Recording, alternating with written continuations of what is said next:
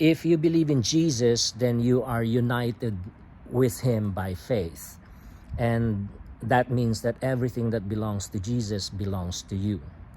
Through his death, he provided the forgiveness of sins because he paid the penalty for our sins through his death on the cross. And so by faith, you have full pardon of all your sins. Not just that, the righteousness of Jesus belongs to you as well. The perfect righteousness of Jesus belongs to you as well.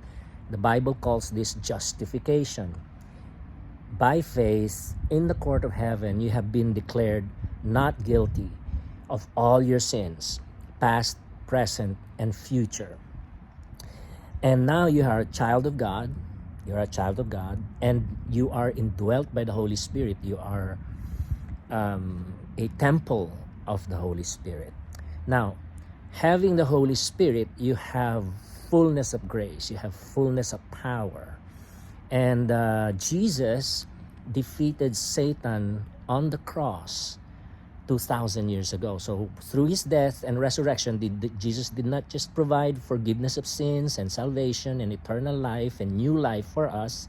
He also provided the only way and the only effectual way of defeating Satan. And he did defeat Satan absolutely, completely, although Satan continues to roam around like a lion seeking whom he may devour. But the Bible is very clear in Colossians, in Ephesians, and other places. Jesus defeated Satan through his death on the cross, his sacrificial death on the cross. And so, indwelt by the Holy Spirit, we are to wage war against Satan. And we have to declare every day that Satan is defeated and that the American people belongs to Jesus because he has all authority and ownership of everything in heaven and all over the universe. So, Father, we claim the victory of Jesus over Satan, and the whole universe belongs to Jesus. The whole earth belongs to Jesus. And so America belongs to Jesus. The Philippines belongs to Jesus. China belongs to Jesus. Russia belongs to Jesus. Palestine belongs to Jesus. And we, all over the world, all countries of the world, they belong to Jesus Christ. And we rebuke Satan. We come against him. We cast him out of Malacanang. We cast him out of Washington, D.C. We cast him out of all those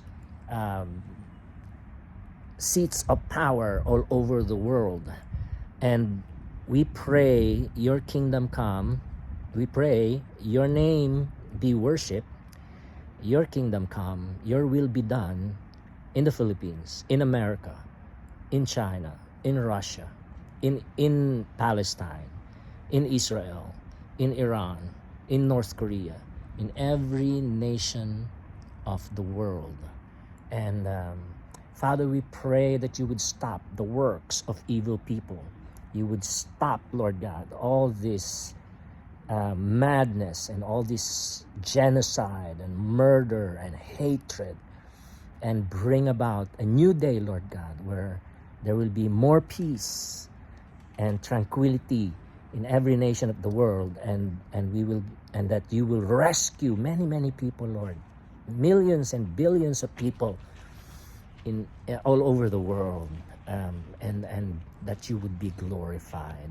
And we pray for those who are anxious and fearful because of all these current events that are oppressive and mean and rude and cruel and murderous and